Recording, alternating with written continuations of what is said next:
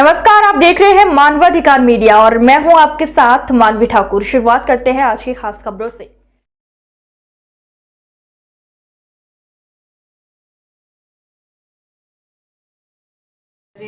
मैं खारकिव में पढ़ती हूँ, Kharkiv national medical university 4th year में।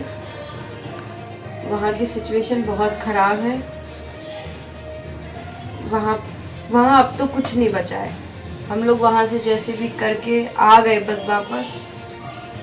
हम लोगों को बॉर्डर के बाहर इंडियन गवर्नमेंट मिली है, ना कि बॉर्डर से पहले। बस यही है कि इंडियन गवर्नमेंट से ये है कि वो लोग झूठ ना बोलें, जो सच है वही दिखाएं। और इतना है कि अब जो हो गया। अब हमारी जो जितनी भी साल बची हैं, या तो वो हमें इंडिया में ही करा दें या फिर कहीं ऐसी जगह कराएं जहाँ से हम अच्छे से करके वापस आ सकें, क्योंकि आना तो है ही। और हम लोग अपनी साल तो बर्बाद कर नहीं सकते, क्योंकि हमारा ऑलरेडी बहुत पैसा खर्च हो चुका है। और अभी भी वहाँ पे बहुत बच्चे फंसे हुए हैं। जो बच्चे फंसे हैं उनको जल्दी से जल्दी निकालें, क्योंकि वहाँ की सिचुएशन सच में बहुत ख़राब है। और आधी बातें तो लोगों को पता ही नहीं है। और वहाँ पे डेथ भी बहुत हो चुकी है। प्लीज़ जल्दी से जल्दी बच्चों को बस निकालें, और कुछ नहीं। और हमारे लिए कुछ ना कुछ करें, क्योंकि हम लोग अपनी साल बर्बाद नहीं कर सकते। हम लोग यहाँ नहीं रह सकते।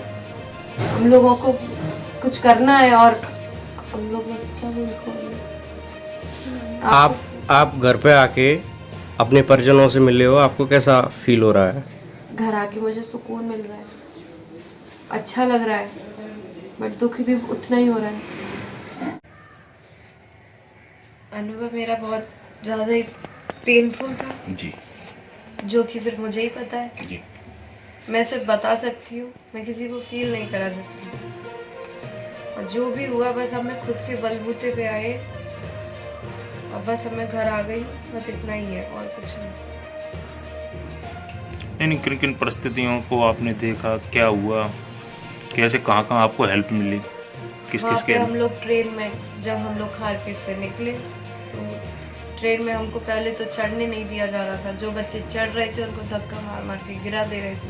फिर हम लोगों ने जब पैसे दिए हैं, पैसे देने के बावजूद भी वो लोग हम लोगों को बहुत मारने के बाद में हम लोगों को ट्रेन से बाहर निकालने की कोशिश की गई, बट हम लोग पिट लिए। हम लोग बाहर नहीं निकले। अगर हम लोग बाहर निकल जाते तो शायद वापस नहीं आ पाते। फिर उसके बाद हम लोग लिविव गए।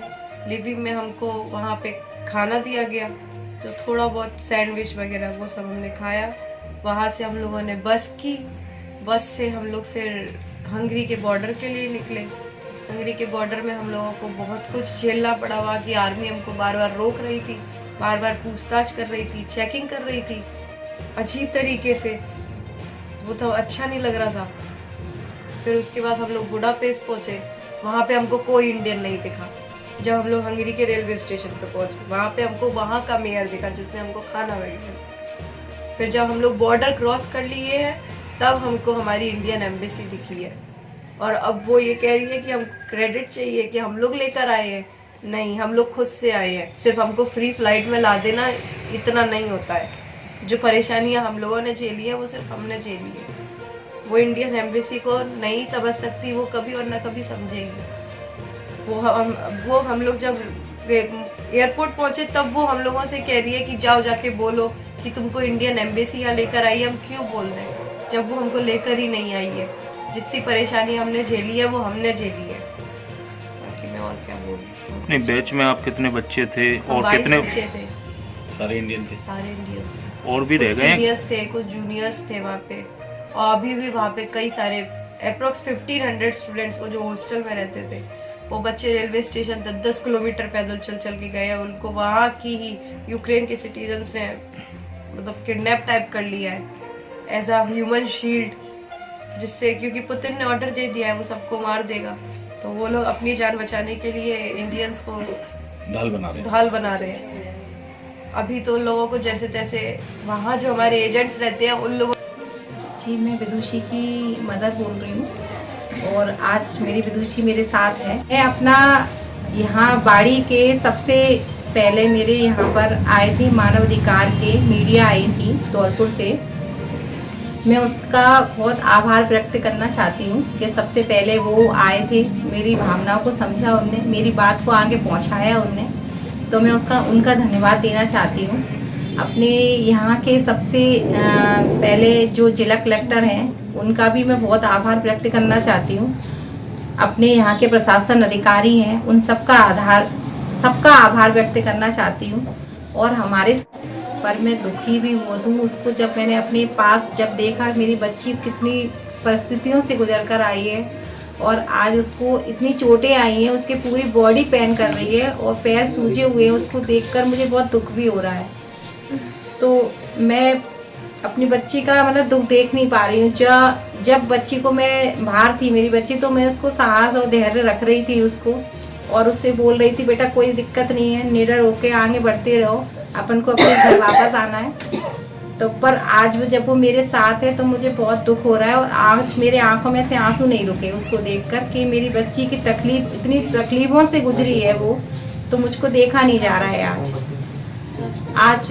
पर वो तो सब ये है कि कोई दिक्कत नहीं है, अब जो बच्ची अपने घर आ चुकी है तो कोई बात नहीं है। बस मेरी सरकार से यही अनुरोध है कि जो मेरी बच्ची के 4 साल हो चुके हैं और अब सिर्फ 2 साल बचे हुए हैं, तो उसके लिए मेरी बच्ची के लिए या सारे बच्चों के लिए स्टेप उठाया जाए। और भारत सरकार से मैं अनुरोध करती हूँ, प्रार्थना करती हूँ कि मेरी बच्ची और सारे मेडिकल स्टूडेंट के लिए भारत में ही व्यवस्था की जाए पढ़ाई के लिए आगे। और कोई भी जो बच्चियाँ हैं, आज जैसे आज महिला दिवस है, अंतर्राष्ट्रीय महिला दिवस है, तो मैं सभी महिलाओं से भी अनुरोध करती हूँ और उनसे भी विनती करती हूँ कि आप भी अपने बच्चों के लिए और बच्चियों के लिए आगे बढ़ाएं, उनको बिल्कुल घर में नहीं रोकें। और जो पढ़ाई रुक भी गई है तो कोई उस पर ना देखते हुए उसको रोके नहीं, उसको आगे बढ़ने के लिए ही करें और उनकी पढ़ाई पर आगे विशेष ध्यान रखें। मैं और हमारे समाज के अध्यक्ष हैं रवि शिवरी, उनका मैं बहुत ज़्यादा आभार व्यक्त करना चाहती हूँ कि उनने मेरे हर समय मेरे साथ रहे हैं और उनने मेरी भावनाओं को समझा है, बच्ची से बात करते रहे हैं, मुझसे बात करते रहे हैं और अपनी समाज के प्रति उनने बहुत सारे योगदान दिए हैं। तो मैं उनका तो बहुत ज़्यादा शुक्रिया करती हूँ कि वो बहुत अच्छे व्यक्ति हैं, अच्छे व्यक्तित्व के हैं। तो मैं सभी लोगों का आभार व्यक्त करना चाहती हूँ, अपने परिवार का भी आभार व्यक्त करना चाहती हूँ, अपने समाज के बंधुओं का आभार व्यक्त करना चाहती हूँ, अपने महिला संगठन है जो हमारी, उन सभी ने मुझे साहस दिया, धैर्य रखने के लिए प्रेरणा दी। तो मैं सभी लोगों का आभार व्यक्त करना चाहती हूँ। नामिका शिवरे, विदुषी शिवरे की बहन, छोटी बहन। मुझे बहुत अच्छा लग रहा है वो आ गई। जब मैंने उसको स्टेशन पे देखा पहली बार, बहुत अच्छा लगा कि हाँ वो घर आ गई है। जब पता चला था कि इतना माहौल ख़राब है तो एक डर सा बैठ गया था कि अब क्या होगा। बट अब जब वो आ गई है कि हाँ सही है वो, तो पर जब से वो उसकी हालत देखकर तो किसके निशान, पूरी बॉडी पर निशान, उसके पूरी बॉडी स्वेल कर रही है, उसको फीवर भी चढ़ा हुआ है, पर वो हालत सबसे देखी नहीं जा रही है अभी इस टाइम पर। बट आके उसको बोल रहे हैं कि ठीक है, ठीक हो जाएगी, वो ठीक हो जाएगी। बट हमें पता है कि उस पर क्या बीती है। तो पर बस यही बोलना है अभी इंडियन गवर्नमेंट से कि आप जो भी उसकी 4 साल जो उसकी निकल गई, आगे जो 2 साल बची हैं उसकी, वो हो जाए अच्छे से, जो करना चाहिए गवर्नमेंट को।